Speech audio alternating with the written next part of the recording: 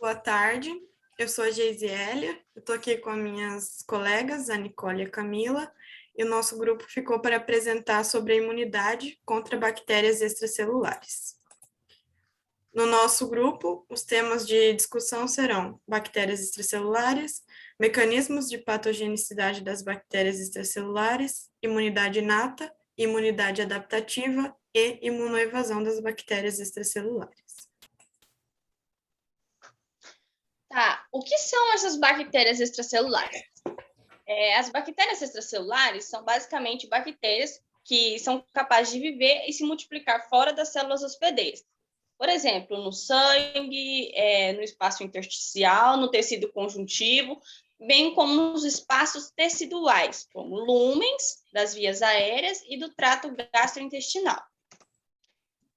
A estrutura dessas bactérias, né, dessas células bacterianas, é composta por membrana, parede celular, DNA, o flagelo, que é o principal responsável pela mobilidade dessas células, fímbrias, e algumas delas possuem cápsulas de polissacarídeos, que a gente vai ver no final do slide.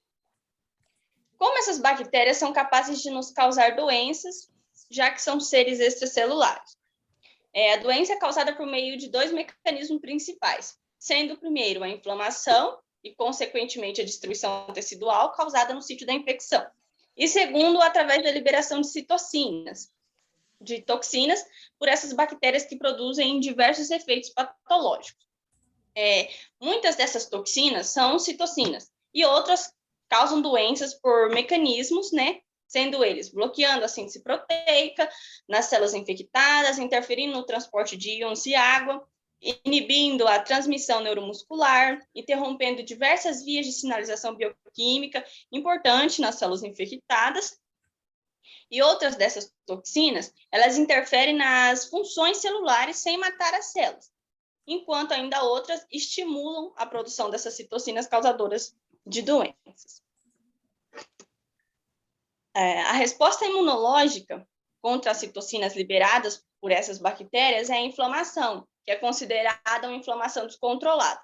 Com isso, aumenta a liberação de citocinas inflamatórias, como o TNF-alfa, interleucina 1, interleucina 6, podendo levar o paciente a um choque séptico.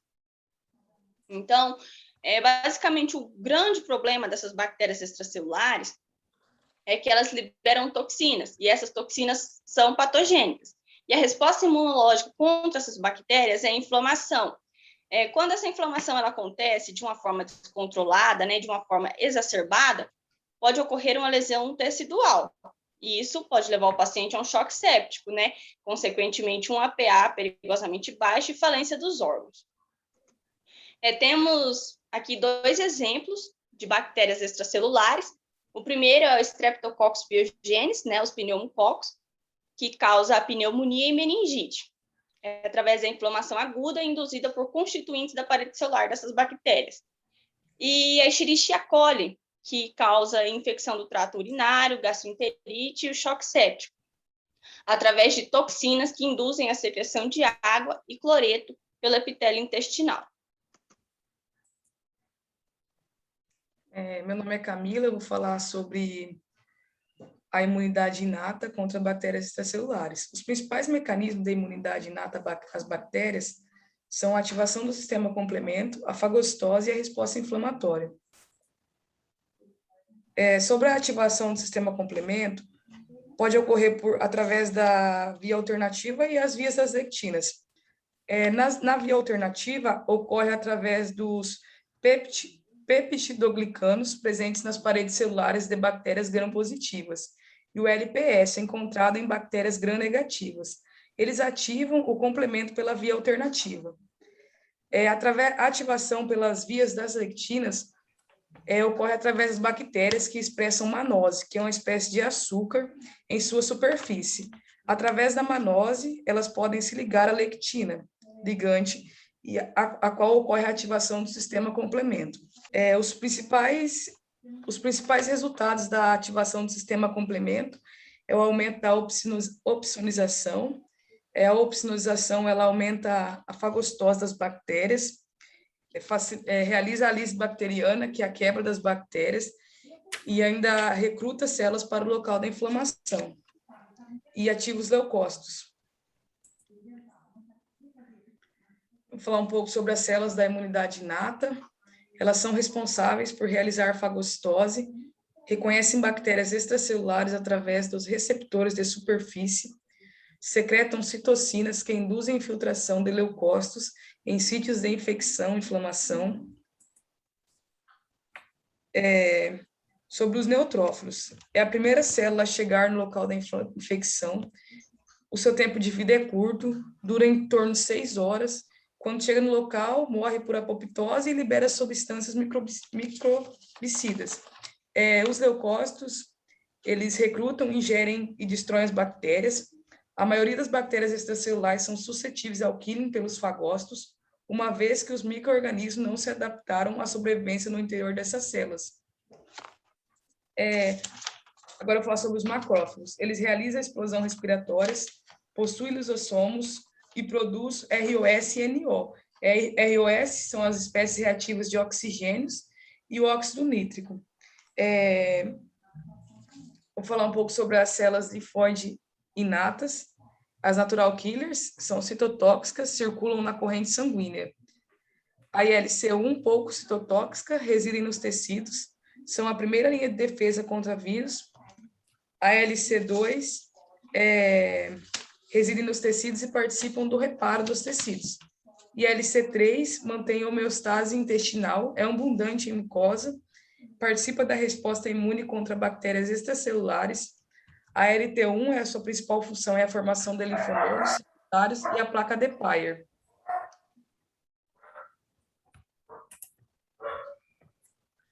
Sobre a ILCS e a ILCS3, possuem papel importante no início de defesa contra as bactérias extracelulares, são ativadas pelas citocinas produzidas em respostas aos micro-organismos e aos danos celulares. As ILCS secretam interleucinas, IL-17, IL-22, GM-CSF. Vou falar sobre as barreiras da imunidade inata. Barreira física, a sua função é retardar e impedir a entrada das moléculas e agentes infecciosos, tanto na pele, no trato respiratório, nas membranas mucosas, fluidos corporais, tosse, espirro. As barreiras fisiológicas, elas eliminam o crescimento de micro-organismos patogênicos devido à temperatura corporal e à acidez do trato gastrointestinal. Elas rompem as paredes celulares, elisam células patogênicas através de mediadores químicos. As barreiras celulares, que fagocitam e participam de micro-organismos estranhos, eliminando-os, que são os leucócitos, fagócitos, monócitos, macrófagos.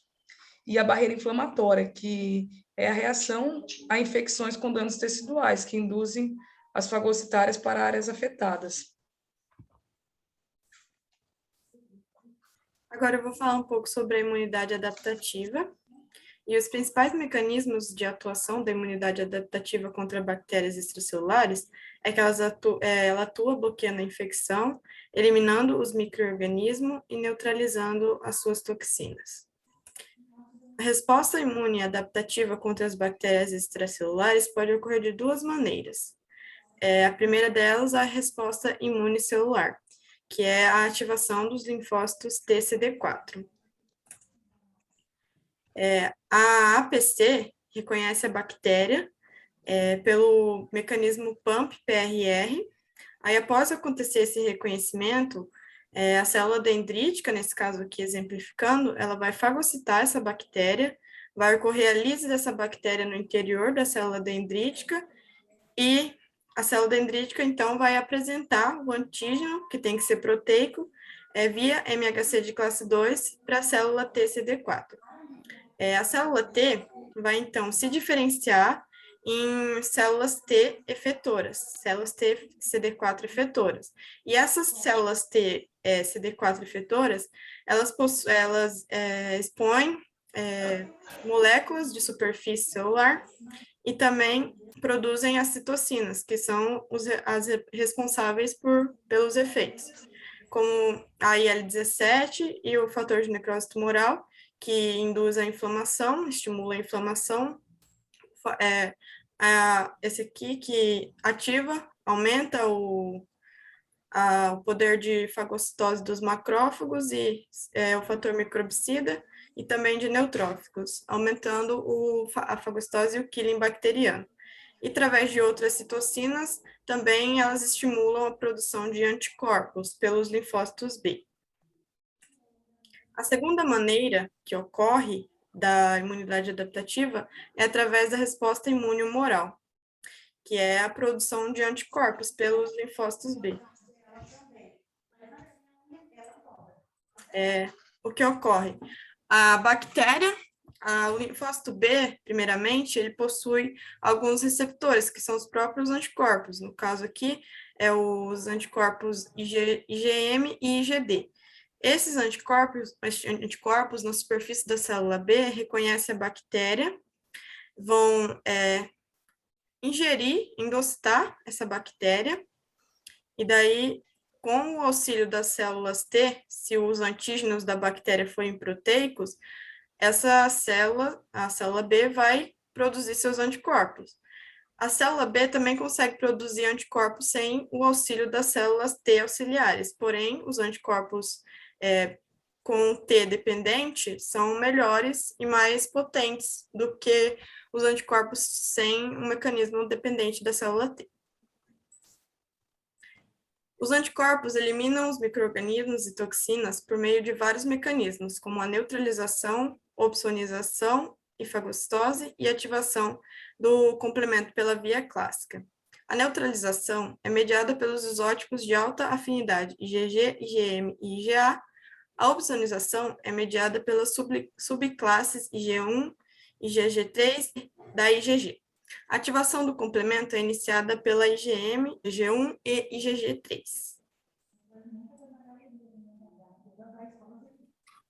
Agora eu vou comentar brevemente sobre a imunoevasão por bactérias extracelulares. O que é a imunoevasão dessas bactérias? É como se fosse uma forma de escape dessas bactérias, né? Uma forma de manipular o sistema imune. A virulência, né, na capacidade dessas bactérias se multiplicar no organismo e causar doença, foi associado a alguns mecanismos que permitem os micro-organismos resistirem à imunidade inata. Dentre eles estão a resistência à fagocitose, né, que algumas dessas bactérias possuem cápsulas, como eu falei lá no início, são cápsulas ricas em polissacarídeos, e com isso, elas resistem à fagocitose e são, portanto, mais virulentas do que as cepas homólogas, né, desprovidas de cápsulas. Também tem a variação antigênica. Como ocorre a variação antigênica? Basicamente, ela impede a ação da resposta imune adquirida. Por quê? Porque a resposta imune adquirida ela é uma resposta específica para cada antígeno, né? Então, se ocorre a mudança de algum antígeno desse antígeno, né, que está causando a inflamação, consequentemente, vai impedir a ação da resposta imune adquirida, porque ela não vai ter, né, ela não vai ser específica para aquele antígeno que acabou de mudar ali. E também a inibição do fagolizossomo, que é através da remoção das espécies reativas de oxigênio e que, no caso, impede a ação do lisossomo, né? Essas são as referências utilizadas no nosso trabalho. E as imagens que não têm referência embaixo foram retiradas desse site, do Canva, e as aulas que assistimos foram as aulas da própria professora Gisele, da professora de imunologia. É isso, obrigada. Obrigado pela atenção, e é isso aí, professora. Muito obrigada, pessoal.